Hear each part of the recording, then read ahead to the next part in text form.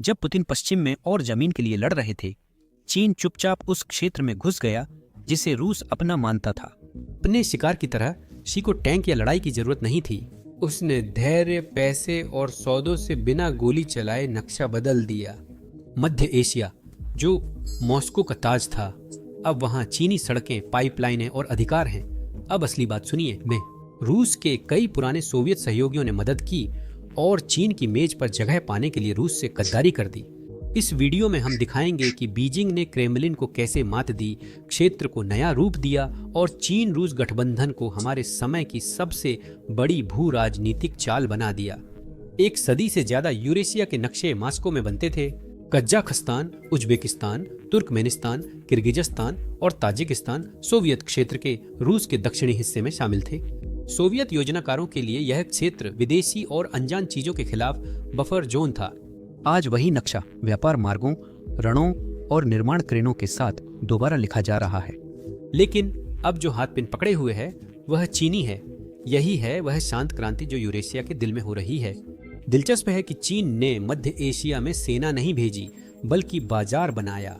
जब रूस ने यूक्रेन के युद्ध क्षेत्र में ध्यान, पैसा और विश्वसनीयता खर्च की, बीजिंग सड़कों का निर्माण कर रहा था, फैक्ट्रियों को फंड दे रहा था और ऐसे समझौते कर रहा था जो इस क्षेत्र की अर्थव्यवस्थाओं को अपनी अर्थव्यवस्था से जोड़ते हैं। आर्थिक शक्ति अब साम्राज्य की नई मुद्रा बन गई है और चीन इसे खुले दिल से खर्च कर रहा है। सिर्फ इस साल की पहली छमाही में ही बेल्ट एंड रोड इनिशिएटिव के तहत मध्य एशिया में चीनी निवेश और निर्माण अनुबंध डॉलर 25 अरब तक पहुंच गए, जो पिछले साल की तुलना में 257% की रिकॉर्ड बढ़ोतरी है। ऐसा नकदी प्रवाह भविष्य खरीदता है।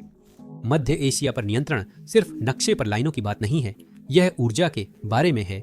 उन रेगिस्तानों में दबे तेल, गैस और यूरेनियम के बारे में है। यह पहुंच के बारे में है। व्यापार गलियारे जो यूरोप और एशिया को जोड़ते हैं। अब ट्रेनें चीनी सामान पश्चिम में जहाजों से तेज पहुंचाती हैं। यह प्रभाव के बारे में है, यानी यह क्षमता कि कैसे 5 स्वतंत्र राष्ट्र विश्व मंच पर वोट करते हैं, व्यापार करते हैं और साझेदारी करते हैं। मध्य एशिया पर नियंत्रण धरती के सबसे रणनीतिक चौराहों में से एक पर अधिकार देता है और पहली बार यह नियंत्रण शायद मॉस्को से न हो। अगर पुतिन का इलाका बीजिंग के असर में जा रहा है तो यह रूसी ताकत को कैसे दर्शाता है? उसने कीमती क्षेत्र पहले कैसे खोया? इसका जवाब है रूस ने यह इलाका कैसे हासिल किया था। जब जारों ने 18वीं 19वीं सदी में पूर्व की ओर साम्राज्यवादी यात्रा शुरू की थी, मध्य एशिया सदियों से खानातों, जनजातियों और व्यापार मार्गों का केंद्र था। पुराने सिल्क रोड पर मॉस्को ने विचारधारा नहीं बल्कि क्षेत्र, व्यापार और प्रतिष्ठा के लिए नियंत्रण जीता था। 1800 के दशक के अंत तक रूसी साम्राज्य ने कजाकिस्तान, उज्बेकिस्तान, तुर्कमेनिस्तान, किर्गिस्तान और ताजिकिस्तान का अधिकांश भाग अपने में मिला लिया था। क्षेत्र का नाम बदला, पुनर्गठित किया गया और साम्राज्य में शामिल हुआ। रेलवे लाइनें बिछी जिससे ताशकंद मॉस्को से जुड़ा और रूसी लोग यहाँ आने लगे। राजनीतिक रूप से मॉस्को ने स्थानीय नेताओं की जगह अपने प्रशासक नियुक्त किए जो सीधे सेंट पीटर्सबर्ग को रिपोर्ट करते थे। फिर सोवियत युग आया और पकड़ और भी मजबूत हो गई। लेनिन की एकता की सोच असल में एक और नाम से साम्राज्य ही थी। मध्य एशिया सोवियत संघ में औद्योगिक और कृषि विकास का केंद्र बना। रूसी भाषा शिक्षा की भाषा थी, अवसरों का पासपोर्ट थी और सत्ता की मुद्रा थी। सोवियत योजनाकारों ने पूरे क्षेत्र में विशाल रेल लाइनें, जल विद्युत बांध और सैन्य ठिकाने बनाए। उन्होंने इसे एक महत्वपूर्ण लॉजिस्टिक धमनी में बदल दिया जो यूरोपीय रूस को चीन, अफगानिस्तान और ईरान की सीमाओं से जोड़ती थी। अलमाटी और ताशकंद में सोवियत सैनिक परेड में मार्च करते थे जिससे सभी को सत्ता का एहसास होता था। 1980 के दशक तक मॉस्को के नियंत्रण खोने की कल्पना भी असंभव थी। मध्य एशिया सिर्फ इलाका नहीं बल्कि पहचान थी जिसे रूसी लोग अपने भू राजनीतिक भाग्य का हिस्सा मानते थे। 1991 में सोवियत संघ के पतन ने वह भ्रम एक रात में तोड़ दिया। अचानक 5 नए राष्ट्र बने जो अपनी पहचान के लिए संघर्ष कर रहे थे और पुराने साम्राज्यवादी केंद्र से जुड़े थे। रूस के लिए यह पतन अपमानजनक था लेकिन घातक नहीं। पुरानी व्यवस्थाएं बनी रहीं और रूसी सैनिक सीमाओं की रक्षा कर रहे थे। रूसी भाषा संपर्क भाषा बनी रही और लाखों मध्य एशियाई मजदूर रूसी कारखानों व निर्माण स्थलों में काम के लिए उत्तर जाते रहे। 1990 और 2000 के शुरुआती वर्षों में मॉस्को ने आपसी आवश्यकता से अपना प्रभाव बनाए रखा। नव स्वतंत्र देशों को बाजार, हथियार और नौकरियां चाहिए थीं, जो रूस ने दी। कलेक्टिव सिक्योरिटी ट्रीटी ऑर्गेनाइजेशन से उसने सैन्य सुरक्षा और यूरेशियन इकोनॉमिक यूनियन से व्यापार बनाए रखा। कई नेताओं के लिए मॉस्को स्थिरता का प्रतीक था। हमेशा समृद्धि नहीं पर स्थिति पूर्वानुमानित थी। यह डिफॉल्ट विकल्प था। लेकिन वह पुराना व्यवस्था दुनिया के ध्यान देने से बहुत पहले ही दरकने लगी थी। पुतिन ने रुचि अचानक नहीं खोई, बल्कि एक नई, अधिक संपन्न और अलग तरीके वाली ताकत आ गई थी। देखिए, चीन ने सैनिक नहीं, इंजीनियर भेजे। उसने वफादारी नहीं मांगी, सिर्फ कर्ज दिया। जहां रूस ने पुरानी यादें लाईं, वहीं चीन ने नक्शे और पैसा लाया। यह बदलाव 2000 के शुरू में आया, जब चीन की अर्थव्यवस्था बढ़ी और बीजिंग ने ऊर्जा व प्रभाव के लिए पश्चिम की ओर देखा। 2013 में घोषित belt and road initiative master stroke था। इसके तहत चीन ने अरबों डॉलर सड़कों, रेलवे और पाइपलाइनों में लगाए, जो पश्चिमी चीन को यूरोप से जोड़ती हैं। यह मध्य एशिया के माध्यम से होता, और यह सहायता नहीं बल्कि निवेश था, जिसमें लंबे कर्ज, बुनियादी ढांचे पर नियंत्रण और बाजार पर निर्भरता जैसी शर्तें थीं। मॉस्को ने इसे तुरंत खतरा नहीं माना, क्योंकि बीजिंग तकनीकी रूप से साझेदार था। धीरे धीरे बीजिंग वही नेटवर्क बना रहा था जो रूसी शक्ति की पहचान थे, और अब उन्हें अपनी ओर कर रहा था। जब पुतिन ने जॉर्जिया, क्रीमिया और आखिरकार यूक्रेन में सैन्य ताकत के जरिए पूर्व सोवियत संघ के हिस्सों को फिर से हासिल करने पर ध्यान केंद्रित किया, तब चीन ने अर्थव्यवस्था के जरिए अपना प्रभाव फिर से हासिल करने पर ध्यान दिया। यह अंतर और स्पष्ट था। एक ने ताकत से, दूसरे ने उपयोगिता से प्रभुत्व पाने की कोशिश की। और मध्य एशिया में, जहां स्थिरता और विकास राजनीतिक वफादारी से ज्यादा मायने रखते हैं, वहां चीन का प्रस्ताव कहीं ज्यादा आकर्षक लगने लगा। अगर आप गौर से देखें तो रूस ने मध्य एशिया को एक रात में नहीं खोया। रूस ने इसे टुकड़ा टुकड़ा करके खोया, ध्यान भटकने, घमंड और बस गलत समय की वजह से। सबसे बड़ी समस्या ध्यान केंद्रित करना थी। पुतिन ने रूस की आधुनिक ताकत इसी सोच पर बनाई कि वह सब कुछ एक साथ संभाल सकता है। युद्ध, प्रतिबंध, प्रतिष्ठा और साझेदारियां थीं, लेकिन यूक्रेन पर आक्रमण ने भ्रम तोड़ दिया। 2022 तक रूस अपनी ज्यादातर राजनीतिक और आर्थिक ताकत युद्ध में झोंक रहा था, और बाकी सब कुछ यूं ही बहाव में छोड़ दिया गया था। जो राजनयिक पहले अस्थाना और ताशकंद जाते थे, अब यूरोप में नुकसान संभालने भेजे गए। मध्य एशिया में संयुक्त प्रशिक्षण मिशनों के अधिकारी अब डोनाबास में लड़ रहे थे या मारे जा चुके थे।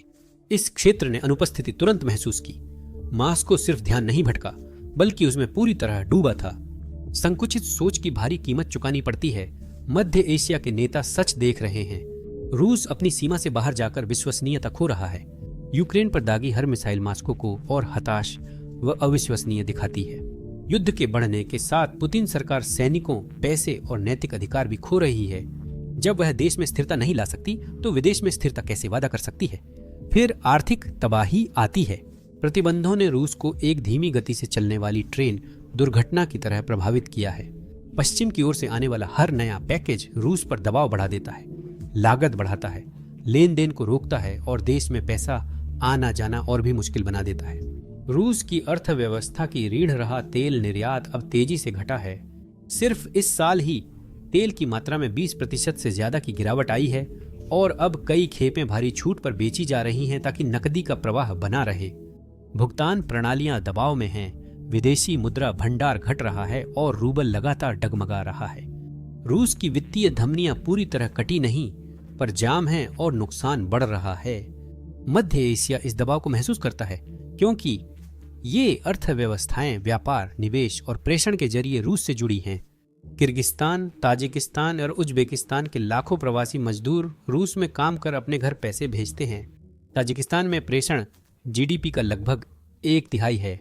रूस की अर्थव्यवस्था धीमी होने पर भुगतान कम होते हैं, परियोजनाएं रुकती हैं, वेतन नहीं मिलते और रूसी निवेशक अपने वादे से पीछे हट जाते हैं। इसका नतीजा यह होता है कि क्षेत्रीय मंदी सबसे ज्यादा उन जगहों को प्रभावित करती है जो पहले से ही विकास के लिए संघर्ष कर रही हैं। व्यापार के आंकड़े ऐसी कहानी बताते हैं जो मॉस्को नहीं सुनना चाहता। इस साल चीन का रूस को निर्यात तेजी से गिरा है। 2 अंकों की गिरावट आई है, क्योंकि कंपनियां द्वितीयक प्रतिबंधों से बचने के लिए पीछे हट रही हैं। रूस से आयात घटने से छोटे रिफाइनरी और निर्माता खरीदारों की तलाश में हैं। चीनी कंपनियां कोई राजनीतिक बयान नहीं दे रही हैं, वे अपने मुनाफे की रक्षा कर रही हैं। सिर्फ रूसी संपर्क बनाए रखने के लिए पश्चिमी बाजारों तक पहुंच को जोखिम में डालना वाकई में फायदेमंद नहीं है। रूस अलग थलग हो गया है, उसके साझेदार और विकल्प कम हैं। युद्ध ने उसकी सेना की विश्वसनीयता भी खत्म कर दी है। सोवियत काल में मध्य एशिया में मॉस्को की ताकत उसकी सुरक्षा गारंटी और रूसी सैनिकों के भरोसे से थी। लेकिन इस साल वह भ्रम टूट गया है। वही सेना जो यूक्रेनी शहरों पर कब्जा करने के लिए जूझ रही है, अब क्षेत्रीय महाशक्ति जैसी नहीं दिखती। कजाखस्तान में विरोध या किर्गिस्तान ताजिकिस्तान सीमा तनाव पर मॉस्को ने केवल बातें की, कोई कार्रवाई नहीं की। कलेक्टिव सिक्योरिटी ट्रीटी ऑर्गेनाइजेशन, जिसे सोवियत संघ के बाद मिनी नाटो कहा जाता था, अब खोखला दिखता है। हमने यह कमजोरी सच में देखी। 2022 की शुरुआत में कजाखस्तान जल रहा था। ईंधन की कीमतें अचानक बढ़ गईं, विरोध प्रदर्शन भड़क उठे और कुछ ही दिनों में अल्मामाटी में सरकारी इमारतें जल रही थीं। राष्ट्रपति टोकायेव चिंतित थे। उनकी सुरक्षा बलों पर दबाव था और अशांति तेजी से फैल रही थी। तो उन्होंने कॉल किया, CSTO को बुलाओ। यह रूस का पोस्ट सोवियत सुरक्षा समूह है। यह पहली बार था जब उन्हें ऐसे हस्तक्षेप के लिए बुलाया गया। रूस ने बिल्कुल हिचकिचाया नहीं। करीब 2500 सैनिक रूस, बेलारूस, आर्मेनिया, ताजिकिस्तान और किर्गिस्तान से आए थे। उनका काम लड़ना नहीं, बल्कि जगह सुरक्षित रखना, अफरा तफरी शांत करना और संदेश देना था। उन्होंने हवाई अड्डों, सरकारी दफ्तरों और प्रमुख बुनियादी ढांचे की सुरक्षा की। न कोई गोली, न कोई लड़ाई, बस उनकी मौजूदगी थी। और एक हफ्ते के भीतर वे अपना सामान समेट कर चले गए, यह दावा करते हुए कि उन्होंने एक ऐसे आतंकवादी खतरे को रोक दिया था जो कभी सामने आया ही नहीं। टोकायेव सत्ता में रहे और पुतिन ने कहा, गठबंधन अब भी चल रहा है। मॉस्को से जीत जैसी दिखने वाली चीज असल में कुछ और थी। टोकायेव ने रूस के साथ रिश्ते मजबूत करने का मौका नहीं लिया। उन्होंने इसका इस्तेमाल अपने घर की सफाई के लिए किया। उन्होंने पूर्व राष्ट्रपति नजरबायेव से जुड़े वफादारों को बाहर कर दिया और सत्ता की संरचना को अपने इर्द गिर्द ढाल लिया। रूस ने उन्हें थोड़ी राहत दी, लेकिन उन्होंने इसकी कीमत वफादारी से नहीं चुकाई। न सौदा, न साझेदारी, सिर्फ सिर हिलाकर दिशा बदलना। यह बदलाव चीन की ओर था। सैनिकों के जाने के बाद कजाखस्तान ने बेल्ट एंड रोड के नए समझौते, रेल, ऊर्जा, तकनीक और लॉजिस्टिक्स में अरबों डॉलर के सौदे किए। चीनी कंपनियां तेजी से आगे आईं, कम शर्तों और ज्यादा रफ्तार के साथ पैसा देने का प्रस्ताव रखा। रूस ने इसे एहसान, कजाखस्तान ने नई शुरुआत माना। संदेश था, मदद के लिए धन्यवाद। हम अपना भविष्य चीनी वित्त पोषण से बनाएंगे। यह निर्णायक मोड़ था। कलेक्टिव सिक्योरिटी ट्रीटी ऑर्गेनाइजेशन अब भी सैनिक उतार सकता था, लेकिन वह भरोसा नहीं उतार सका। चीन बिना गोली चलाए वहां प्रभाव बना रहा था, जहां रूस को अपनी पकड़ लगती थी। यहाँ तक कि संकट के समय भी पुराना सुरक्षा जाल कमजोर पड़ रहा था और बीजिंग सिर्फ देख नहीं रहा था, वह चुपचाप एक नया जाल बुन रहा था। बीजिंग ने सावधानी बरती है कि वही गलतियां न दोहराए। ताजिकिस्तान के गोनो बरकशन क्षेत्र में चीनी सीमा सैनिक अब अफगानिस्तान के पास छोटे संयुक्त गश्त चलाते हैं, आधिकारिक तौर पर आतंकवाद विरोधी और मादक पदार्थ नियंत्रण के लिए। यह व्यवस्था रूस की जगह लेने की नहीं, बल्कि अनुभव और विश्वास बनाने के लिए है। एक गश्त के साथ शंघाई सहयोग संगठन में चीनी अधिकारी अब मध्य एशियाई समकक्षों के साथ खुफिया साझा कर आतंकवाद विरोधी अभियानों का प्रशिक्षण लेते हैं। यह सीमित और नकारा जा सकता है, पर सुरक्षा शून्य भरने की लंबी प्रक्रिया की शुरुआत है। मॉस्को अब प्रबंधन नहीं कर सकता और रूस की कूटनीतिक भाषा और संरक्षक जैसी होती जा रही है। मॉस्को के अधिकारी अभी भी मध्य एशिया पर चर्चा करते हैं, जैसे कि वे छोटे भाइयों का एक समूह है जिन्हें मार्गदर्शन की जरूरत है, लेकिन वे छोटे भाई अब बड़े हो गए हैं। कजाखस्तान कई सालों से चीन और यूरोप से व्यापार कर रहा है और इसे जोखिम में नहीं डालेगा। यूरेशियन एकता के खोखले नारों के लिए उज्बेकिस्तान का नेतृत्व खुलेआम नए निवेशकों को आकर्षित करता है, यहाँ तक कि संयुक्त राज्य अमेरिका से भी। तुर्कमेनिस्तान ने अपनी ज्यादातर गैस चीन को निर्यात करना शुरू कर दिया है। मॉस्को की पुरानी रणनीति, नॉस्टैल्जिया, डराना और साझा इतिहास अब असरदार नहीं है। अब जब रूस अपनी घटती हुई प्रभाव शक्ति को बनाए रखने के लिए संघर्ष कर रहा है, चीन चुपचाप लेकिन जानबूझकर आगे बढ़ रहा है। यह न तो सेनाएं सीमा पार भेज रहा है और न ही वफादारी के लिए जोरदार मांग कर रहा है। यह कुछ और ज्यादा समझदारी से कर रहा है, यह निर्माण कर रहा है। रेलवे, कारखाने, बिजली घर और रण अब मनाने का एक साधन बन गए हैं। जहां कभी मॉस्को दबाव और गर्व का इस्तेमाल करता था, अब बीजिंग पैसा और अवसर का इस्तेमाल करता है। धीरे धीरे यह रूस की मौजूदगी को कुछ और ज्यादा टिकाऊ चीज से बदल रहा है। नियंत्रण जो धन, बुनियादी ढांचे और धैर्य के जरिए बनाया गया है। इस शांत कब्जे के केंद्र में चीन की बेल्ट एंड रोड पहल है, जिसने पूरे मध्य एशिया के परिदृश्य को बदल दिया है। चीन उन राजमार्गों को वित्त पोषित कर रहा है जो रेगिस्तानों से लेकर बंदरगाहों तक फैले हैं। पुरानी सोवियत रेल लाइनों को अपग्रेड कर रहा है, जो अब चीनी माल को यूरोप तक ले जाती हैं, और नए औद्योगिक पार्क बना रहा है जो कच्चे माल को तैयार माल में बदलते हैं। इससे पहले कि वे क्षेत्र छोड़ें, कजाकिस्तान ने इसे सबसे ज्यादा अपनाया है। उसके नए रास्ते अब सीधे चीनी व्यापार केंद्रों से जुड़ गए, जिससे पुराने रूसी मार्ग बाईपास हो गए। उज्बेकिस्तान की चीनी निवेशित फैक्ट्रियां कपास व खनिजों को निर्यात योग्य उत्पाद बनाती हैं। तुर्कमेनिस्तान में अब वे प्रमुख पाइपलाइन अधिकार चीनी कंपनियों के पास हैं, जो पहले मॉस्को के थे। हर परियोजना बीजिंग की पकड़ बढ़ाती और रूस की पकड़ ढीली करती है, पर बात सिर्फ निर्माण की नहीं है। चीन जो भी सौदा करता है वह प्रभाव का एक सबक होता है। ऊर्जा इसकी जड़ में है।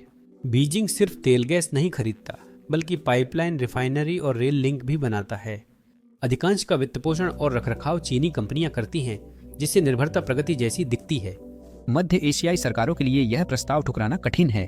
तेजी से पैसा, गारंटीड खरीदार और ऐसा विकास जो अब रूस नहीं दे सकता। उनकी तरफ से देखें तो यह एकदम सीधी बात है। मॉस्को अब भी ऊर्जा बेचता है, लेकिन उसके सौदों में शर्तें, राजनीति और जोखिम शामिल हैं। रूस पुरानी यादों और दबाव पर निर्भर करता है, जबकि चीन स्थिरता और नतीजे देता है। बीजिंग वादों में नहीं, बल्कि ठोस मुद्रा में भुगतान करता है, और चीन के साथ किया गया हर समझौता इन देशों को रूसी नियंत्रण से थोड़ा और दूर ले जाता है। मध्य एशियाई नेताओं के लिए जो विकास और नौकरियां चाहते हैं, चीन सिर्फ एक निवेशक नहीं है, यह वह भरोसेमंद साझेदार है जो काम पूरा करता है। बुनियादी ढांचे में निवेश से सड़कें और पाइपलाइनें बनते ही व्यापार अपने आप शुरू हो जाता है। पिछले एक दशक में मध्य एशिया को चीन का निर्यात जबरदस्त रूप से बढ़ा है, लेकिन यह व्यापार सिर्फ सामान बेचने तक सीमित नहीं है। चीनी कंपनियां फैक्ट्रियां स्थापित कर रही हैं, स्थानीय लोगों को नौकरी दे रही हैं और खुद को स्थानीय अर्थव्यवस्थाओं में शामिल कर रही हैं। वे सिर्फ मेहमान नहीं हैं, वे अब रोजमर्रा की जिंदगी का हिस्सा बनते जा रहे हैं। इस तरह आर्थिक मौजूदगी धीरे धीरे राजनीतिक प्रभाव में बदल जाती है, अक्सर पता भी नहीं चलता। मध्य एशियाई नेताओं के लिए मॉस्को और बीजिंग के बीच चुनाव अब विचारधारा नहीं, बल्कि व्यावहारिक मुद्दा है। वे पूछते हैं, कौन ज्यादा स्कूल बनाता, नौकरियां देता और नतीजे लाता है? जवाब लगभग हमेशा चीन ही होता है। बीजिंग की वित्तीय रणनीति इस बदलाव को मजबूत करती है। उसके ऋण और निवेश साझेदारों को उसके आर्थिक तंत्र से जोड़े रखते हैं।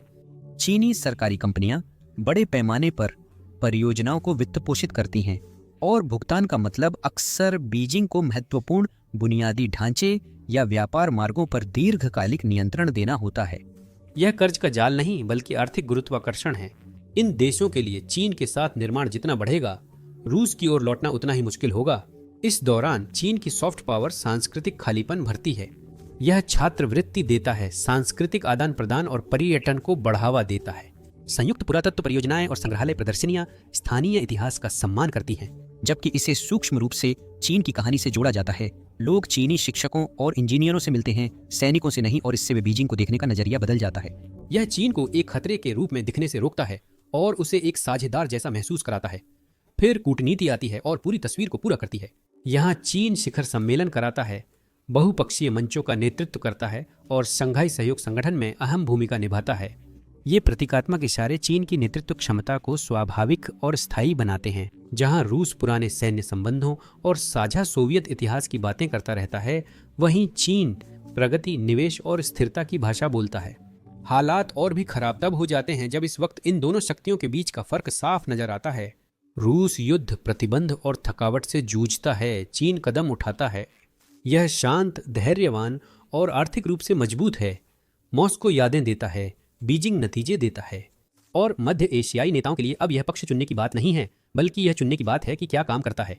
कजाकिस्तान, क्षेत्र का सबसे अमीर और बड़ा ऊर्जा उत्पादक, इस संतुलन को स्पष्ट दिखाता है। अस्थाना, सामूहिक सुरक्षा संधि संगठन और यूरेशियन आर्थिक संघ के माध्यम से मॉस्को के साथ मजबूत संबंध बनाए रखता है। अब पाइपलाइन, सड़कें और रेलवे उत्तर के साथ पूर्व पश्चिम की ओर भी तेजी से बढ़ रहे हैं।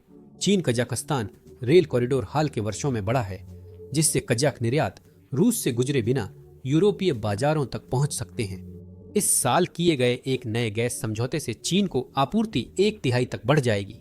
फिर भी कजाकिस्तान रूस को तेल बेचता है, सैन्य अभ्यास करता है और खुफिया जानकारी साझा करता है। यह संतुलन है। चीनी बुनियादी ढांचे व पूंजी का लाभ लें, रूस को इतना करीब रखते हुए कि टकराव से बचा जा सके। उज्बेकिस्तान एक अधिक आक्रामक रुख अपनाता है। ताशकंद ने पिछले 10 सालों में चीनी निवेश के लिए खासकर औद्योगिक पार्कों और संसाधन प्रसंस्करण में दरवाजे खोले हैं। नई रेल लाइनें रूसी बंदरगाहों को बाईपास करती हैं पर मॉस्को को नजरअंदाज नहीं करती। रूस से संतुलन बनाकर उज्बेकिस्तान दोनों से रियायतें लेता है। चीनी निवेश से कारखाने, सड़कें और तकनीकी जानकारी मिलती है। रूसी संबंध राजनीतिक वैधता और कभी कभी सुरक्षा की गारंटी प्रदान करते हैं। उज्बेक नेताओं जानते हैं कि कई साझेदार होने से उनकी सौदेबाजी की ताकत बढ़ती है, जो 1990 के दशक में नहीं थी। उज्बेकिस्तान ही नियम नहीं बदल रहा है। कजाकिस्तान भी चुपचाप कदम उठा रहा है और सबसे स्पष्ट कदमों में से एक है रूस की भाषाई छाया से उसका अलग होना। कजाक भाषा दशकों तक सिर्फ सिरिलिक लिपि में लिखी जाती थी, जो सोवियत काल की विरासत थी और देश को सांस्कृतिक रूप से मॉस्को से जोड़ती थी। स्कूल की किताबों से लेकर सड़क के संकेतों तक सब कुछ उस विरासत की छाप लिए हुए था। 2017 में राष्ट्रपति नजरबायेव ने लैटिन आधारित वर्णमाला में बदलाव की मंजूरी दी। मूल समय सीमा इस साल थी, जिसे बाद में बदलाव को आसान बनाने के लिए 2031 तक बढ़ा दिया गया, लेकिन संदेश बिल्कुल स्पष्ट था। हमने रूस के अक्षरों का इस्तेमाल बंद कर दिया और अब पाठ्य पुस्तकें लैटिन में छपती हैं। सरकारी दस्तावेज अक्सर दोनों लिपियों में दिखाई देते हैं, लेकिन सिरिलिक धीरे धीरे गायब हो रही है। कीबोर्ड अपडेट किए जा रहे हैं और नई पीढ़ी पहले दिन से ही नया वर्णमाला सीख रही है। यह सिर्फ आधुनिक फॉन्ट्स या तकनीकी एकीकरण नहीं, बल्कि पहचान की बात है। लैटिन लिपि कजाकिस्तान को तुर्की जैसे तुर्किक देशों से और भी स्वाभाविक रूप से जोड़ती है और वैश्विक मंचों के लिए दरवाजे खोलती है।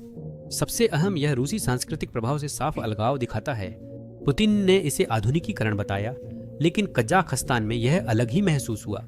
डी रूसीकरण मॉस्को के प्रभाव से धीरे धीरे दूर होने का कदम है और यह अकेले नहीं हो रहा। मंदारिन कक्षाएं बढ़ रही हैं, चीन समर्थित स्कूल खुल रहे हैं। कजाकिस्तान लिपि ही नहीं, दिशा भी बदल रहा है। वह पुराना सोवियत गोंद जिसने इस क्षेत्र को एक साथ जोड़े रखा था, अब अपनी पकड़ खो रहा है और रूस की सॉफ्ट पावर भी उसके साथ छूटती जा रही है। इन देशों में से एक और, तुर्कमेनिस्तान, जो अपनी विशाल गैस भंडार पर बहुत अधिक निर्भर है, बीजिंग की ओर झुक गया है। अब तुर्कमेनिस्तान की गैस का ज्यादातर निर्यात नई पाइपलाइनों से होता है और बीजिंग ने आपूर्ति के लिए मुख्य बुनियादी ढांचे में निवेश किया है। अशगाबाद के लिए यह विश्वासघात नहीं, बल्कि व्यावहारिक अर्थशास्त्र है। रूस अब भी थोड़ी गैस खरीदता है, लेकिन वह चीन जैसे बड़े और भरोसेमंद सौदों की बराबरी नहीं कर सकता। तुर्कमेनिस्तान के नेता इसे फायदेमंद मानते हैं। गारंटीड राजस्व, बुनियादी ढांचे में निवेश और मॉस्को की अपेक्षाओं से कम शर्तें। छोटे देश ताजिकिस्तान और किर्गिस्तान एक ज्यादा सूक्ष्म लेकिन उतनी ही सतर्क रणनीति अपनाते हैं। उनका स्थान क्षेत्रीय गलियारों और ऊर्जा मार्गों के लिए अहम है। दोनों देश सड़कों, रेलवे व ये ऊर्जा परियोजनाओं के लिए चीनी ऋण लेते हैं, जिससे उन्हें राजनीतिक व आर्थिक स्वतंत्रता मिलती है। साथ ही वे रूसी सैन्य सहायता पर निर्भर रहते हैं। प्रशिक्षण, हथियार आपूर्ति और सुरक्षा गारंटी अब भी अस्थिर सीमा वाले देशों के लिए जरूरी है। अब ज्यादातर पैसा, परियोजनाएं और विकास बीजिंग से आता है, मॉस्को से नहीं। इन उदाहरणों से एक स्पष्ट पैटर्न दिखता है। मध्य एशियाई देश अपने विकल्प सुरक्षित रख रहे हैं। वे व्यावहारिक हैं, विचारधारात्मक नहीं। चीन प्रलोभन देता है। सड़कें, रेलवे, कारखाने और पूंजी। रूस अब केवल भाषण, सैन्य इशारे और पुरानी यादें देता है।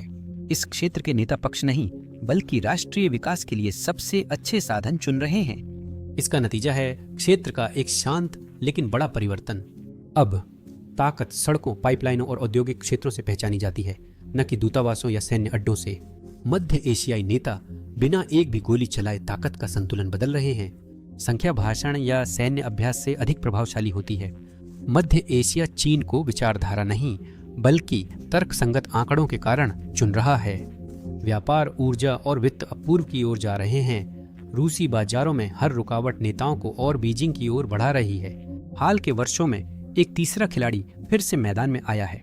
संयुक्त राज्य अमेरिका और यूरोपीय संघ, जो लंबे समय से मॉस्को और बीजिंग को बस प्रतिस्पर्धा करने देते थे, अब नई ऊर्जा के साथ फिर से सक्रिय हो रहे हैं। वाशिंगटन का C5+1 प्रारूप, जो पांचों मध्य एशियाई नेताओं को एक साथ लाता है, अब शिष्टाचार से आगे बढ़कर व्यापार और ऊर्जा में समन्वय की ओर बढ़ गया है। यूरोपीय संघ एक मध्य कॉरिडोर ट्रांजिट मार्ग को फंड कर रहा है, जो चीन से कजाकिस्तान होकर कैस्पियन सागर के जरिए यूरोप तक जाता है और रूसी क्षेत्र को पूरी तरह नजरअंदाज करता है। मध्य एशिया में पश्चिमी देशों की बढ़ती रुचि विचारधारा नहीं, बल्कि विकल्पों को लेकर है। जितने अधिक साझेदार उनके पास होंगे उतनी ही कम किसी एक शक्ति की शर्तें थोपने की क्षमता होगी। लेकिन नए सिल्क रोड सिर्फ स्टील और डामर से नहीं बने हैं, वे डिजिटल भी हैं। हुआवेई और जेडटी जैसी चीनी कंपनियां मध्य एशिया में 5G क्लाउड डेटा सेंटर और स्मार्ट सिटी के नाम पर निगरानी सिस्टम बेच रही हैं। केबलें जमीन के नीचे दबी हैं, पर असर गहरा है। डिजिटल रीढ़ बनाने वाला ही तय करता है कि डेटा कैसे प्रवाहित होगा, सरकारें जानकारी कैसे देखेंगी और अर्थव्यवस्थाएं कैसे आधुनिक बनेंगी। रूस का कभी इस क्षेत्र में प्रभाव था, लेकिन प्रतिबंधों और ब्रेन ड्रेन से वह पीछे रह गया है। बीजिंग ने खाली जगह भरने के लिए कदम उठाए और डिजिटल कनेक्टिविटी को नियंत्रण का तरीका बना दिया। इस संबंध को आकार देने में क्षेत्र का बढ़ता पर्यावरणीय दबाव भी है। मध्य एशिया वैश्विक औसत से तेज गर्म हो रहा है, ग्लेशियर पीछे हट रहे हैं और पुराने सोवियत सिंचाई नेटवर्क टूट रहे हैं। पानी की कमी अब एक राजनीतिक मुद्दा भी है, जितना कि यह एक पारिस्थितिकीय मुद्दा है। चीन ने उस मौके को पहचान लिया है। Belt and roads green energy शाखा उज्बेकिस्तान में सोलर फार्म, कजाकिस्तान में पवन परियोजनाएं और सियोदारिया किनारे सिंचाई प्रणालियों को फंड कर रही हैं। स्थानीय सरकारों के लिए यह सिर्फ स्वच्छ ऊर्जा नहीं, बल्कि उनके अस्तित्व का सवाल है। मॉस्को के पास इस क्षेत्र को देने के लिए बहुत कम है, जबकि बीजिंग खुद को बिजली और पानी की आपूर्ति करने वाले साझेदार के रूप में पेश कर रहा है। यही बहुदिशात्मक दृष्टिकोण है जिसकी वजह से यह धारणा कि मध्य एशिया चीन के साथ है अक्सर बढ़ा चढ़ाकर पेश की जाती है। ये सरकारें मॉस्को को बीजिंग के प्रति वफादारी के कारण नहीं, बल्कि संप्रभु राष्ट्र की तरह काम करने के लिए नहीं छोड़ रही। वे दोनों महाशक्तियों से लाभ उठाते हैं और सुनिश्चित करते हैं कि कोई पक्ष उनके फैसलों पर हावी न हो। वे मॉस्को और बीजिंग को शतरंज के प्रतिद्वंद्वियों की तरह खेलते हैं, अपनी खुद की योजनाओं को आगे बढ़ाते हैं और इन दिग्गजों को प्रभाव के लिए प्रतिस्पर्धा करने देते हैं। क्या मॉस्को और बीजिंग सबसे अच्छे दोस्त नहीं हैं? पहली नजर में रूस चीन सहयोगी लगते हैं। वे शिखर सम्मेलन करते हैं, संयुक्त बयान पर हस्ताक्षर करते हैं और पश्चिम के खिलाफ बोलते हैं। कागज पर यह साझेदारी साझा हितों पर आधारित दिखती है, लेकिन असल में हकीकत अलग है। यह गठबंधन हकीकत से ज्यादा एक भ्रम है। यह लेन देन अब रूस से ज्यादा चीन को फायदा दे रहा है, जो हाल ही में वैश्विक मंच पर साबित हुआ। बीजिंग द्वारा अचानक रूसी तेल आयात से पीछे हटना वैश्विक ऊर्जा बाजारों और क्रेमलिन के आंतरिक घेरे दोनों में झटके की तरह था। अक्टूबर के अंत में वॉशिंगटन ने रसनेफ्ट और लुकोइल पर कड़े प्रतिबंध लगाए। ये कड़े प्रतिबंध रूसी कच्चे तेल की शिपिंग, बीमा और फाइनेंसिंग बंद कर यूक्रेन युद्ध की फंडिंग रोकने के लिए लगाए गए थे।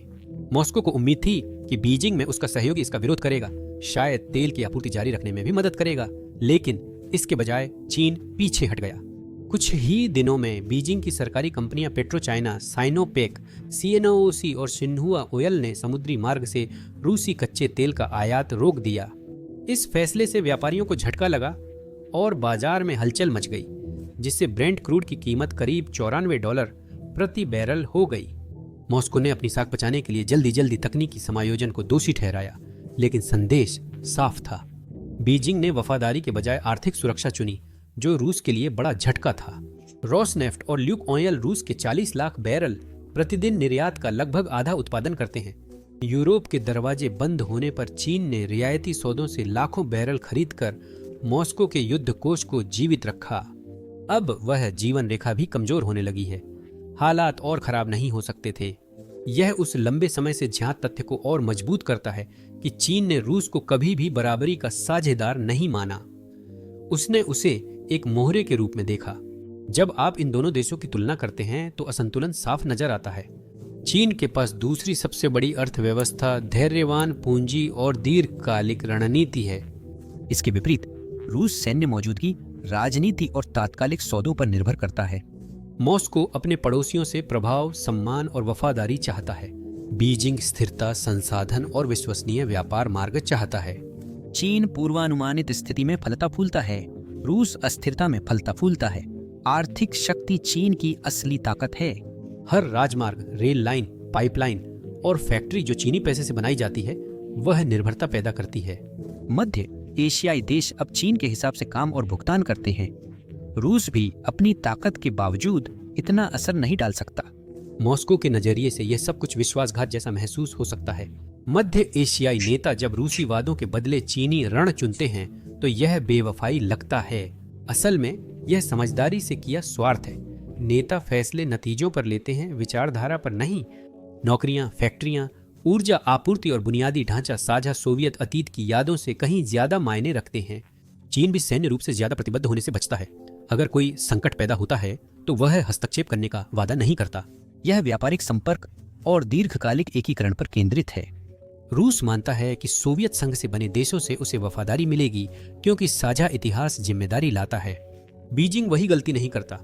किर्गिस्तान और ताजिकिस्तान जैसे समझदार देश यह बात साफ कर देते हैं। जब रूस की सुरक्षा डील और चीन की सड़कों या ऊर्जा परियोजनाओं के लिए क्रेडिट लाइन का विकल्प दिया जाता है तो चुनाव साफ होता है। नेता देखते हैं कि कौन सा विकल्प नौकरियां, स्कूल और बुनियादी ढांचा लाता है। चीन इसलिए जीतता है क्योंकि वह तुरंत और मापने योग्य लाभ देता है। हर परियोजना के साथ जो चीन पूरी करता है, असंतुलन बढ़ता जाता है। सड़कें शहर जोड़ती हैं, फैक्ट्रियां बनती हैं, नौकरियां मिलती हैं, पाइपलाइनें लगती हैं, ऊर्जा सुरक्षित होती है, आड़ मिलते हैं, अनुपालन लागू होता है। रूस भाषण और यादें देता है, चीन परिणाम देता है। मध्य एशियाई नेता भोले नहीं हैं। वे देख रहे हैं कि बीजिंग बिना गोली चलाए जीत रहा है।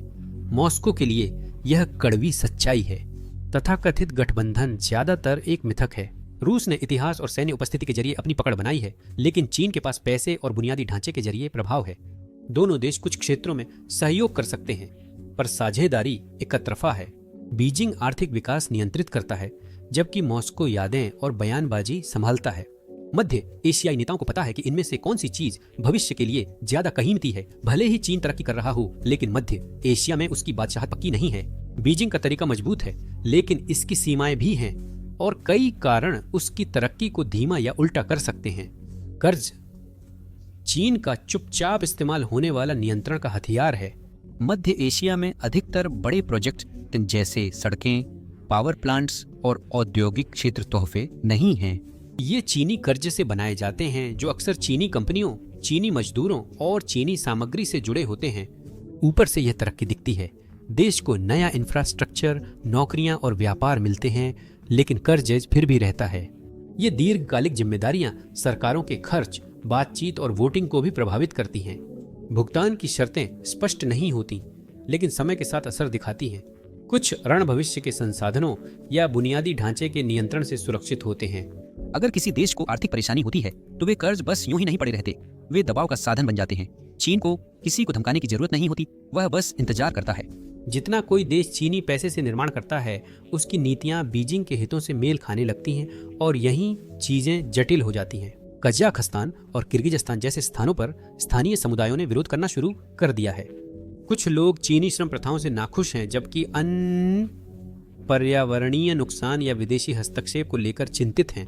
अगर लोगों को लगता है कि उन्हें नजरअंदाज किया जा रहा है या उनका शोषण हो रहा है, तो विरोध प्रदर्शन होते हैं। ऐसे में परियोजनाएं रुकती हैं, सौदों पर फिर से बातचीत होती है और चीन को ढलना पड़ता है।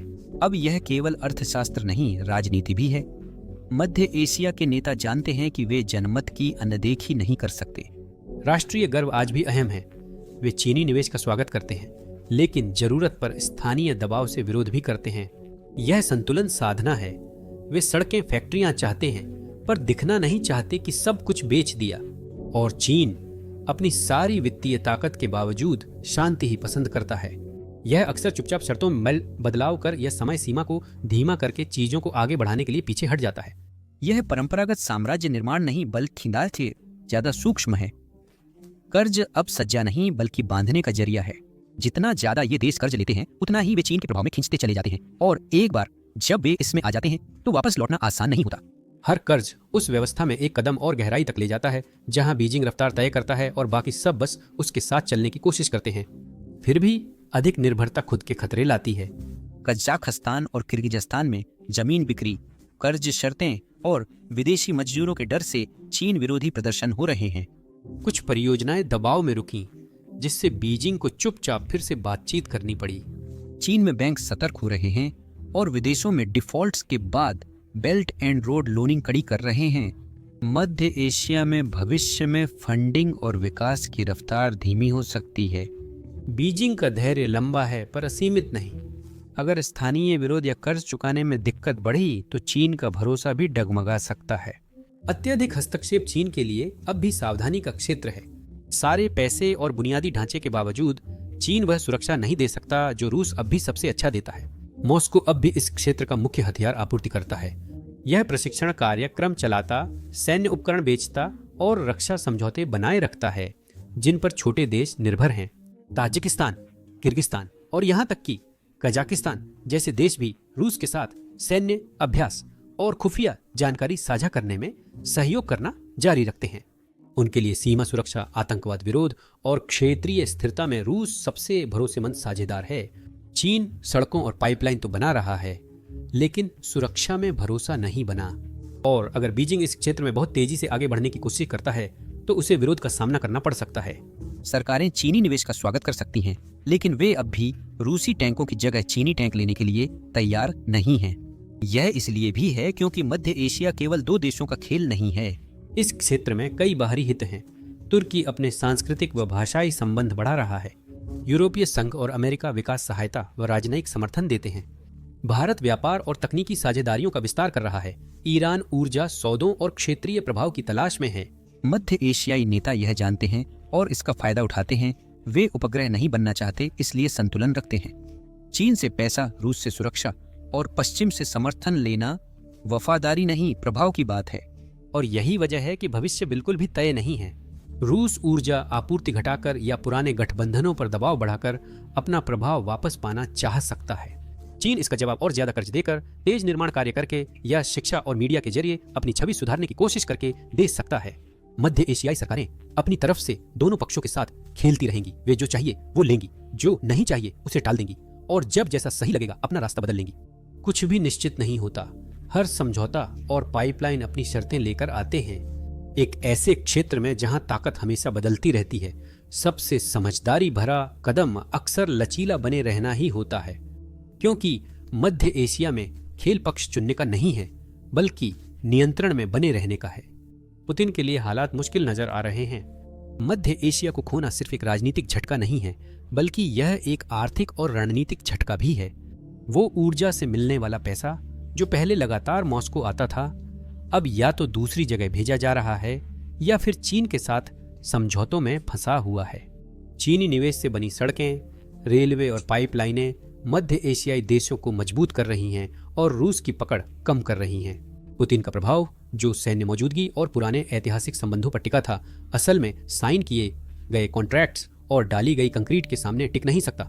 बीजिंग से आने वाली हर नई फैक्ट्री, हाईवे या लोन रूस की बातचीत करने की क्षमता को, चाहे वो देश के अंदर हो या बाहर, धीरे धीरे कम कर देता है। और यह गिरावट अब दिखने लगी है।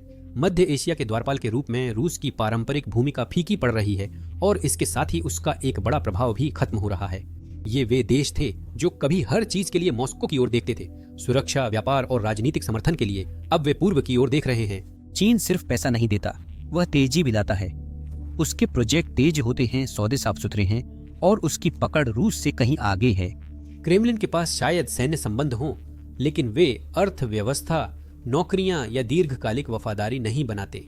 यह बदलाव पूरी दुनिया में बारीकी से देखा जा रहा है। पश्चिमी शक्तियों के लिए यह इस बात का संकेत है कि रूस का प्रभाव क्षेत्र सिमट रहा है। चीन के लिए यह उसकी रणनीति की सफलता की पुष्टि है और अफ्रीका, दक्षिण एशिया व लैटिन अमेरिका के लिए एक खाका है। बीजिंग साबित कर रहा है कि इलाके पाने के लिए टैंक नहीं, बल्कि व्यापार, रण और धैर्य जरूरी हैं। इस तरह का प्रभाव बहुत दूर तक जाता है। यह शांत, बढ़ाने योग्य है और एक बार स्थापित हो जाने के बाद इसका विरोध करना मुश्किल होता है। रूस के अंदर इसके परिणाम बढ़ते जा रहे हैं। मध्य एशिया में जमीन खोना पुतिन की वैश्विक शक्ति दलाल की छवि को कमजोर करता है। यह उनकी विदेश नीति को प्रतिक्रियाशील दिखाता है और वर्षों से बनाई कहानी को कमजोर करता है कि रूस घिरा हुआ है, घेराबंदी में है और अपने सही स्थान को वापस पाने के लिए लड़ रहा है। अगर पड़ोसी देश दूर जा रहे हैं तो वह कहानी बिखरने लगती है। घरेलू आलोचक इसे नोटिस करते हैं। ओलिगार्क्स, क्षेत्रीय गवर्नर और सैन्य अधिकारी भी यही करते हैं। वे सौदों के फिसलने, प्रभाव में कमी और क्रेमलिन के संघर्ष को देखते हैं। यह सिर्फ प्रतिष्ठा नहीं, बल्कि शक्ति का सवाल है। रूस जब विदेशों में दबदबा खोता है तो घर में भी आत्मविश्वास खो देता है। विदेशी अभियानों पर खर्च को सही ठहराना मुश्किल हो जाता है। राष्ट्रवादी नारों के इर्द गिर्द समर्थन जुटाना भी कठिन हो जाता है। जब चीन पड़ोस पर कब्जा कर रहा है तो केवल पश्चिम को खतरा कहना मुश्किल है। पुतिन के विकल्प घटने से उनकी सत्ता कमजोर दिखती है।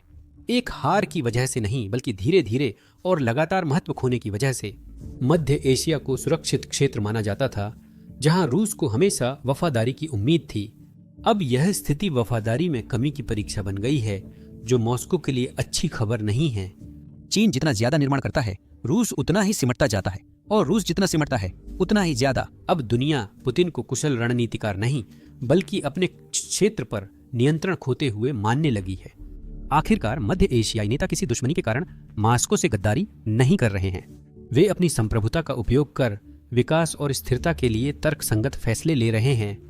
मॉस्को को ये फैसले विश्वासघात लगते हैं, जबकि बाकी दुनिया के लिए ये शक्ति बदलाव का संकेत हैं। रूस पहले खुद को पड़ोसियों के लिए जरूरी मानता था, अब वह विश्वास खत्म हो गया है। अब प्रभाव सिर्फ इतिहास या ताकत से नहीं, बल्कि परिणामों से आंका जाता है। अब व्यापार के गलियारे सीमाओं से अधिक बोलते हैं। अब यूरेशिया का नक्शा जनरल्स नहीं, योजनाकार, निवेशक और इंजीनियर बना रहे हैं। आखिरी सवाल बाकी है, अगर बोर्ड रूम, बैंक और इंफ्रास्ट्रक्चर प्रोजेक्ट्स सेनाओं व राजनीति से अधिक प्रभावी हैं, तो यूरेशिया में संघर्ष और सहयोग का भविष्य क्या होगा? हम जो देख रहे हैं वह एक बदलती हुई दुनिया है, और जो लोग भू राजनीति के पुराने नियमों का पालन करते हैं, वे खुद को पीछे छूटा हुआ पा सकते हैं। देखने के लिए धन्यवाद।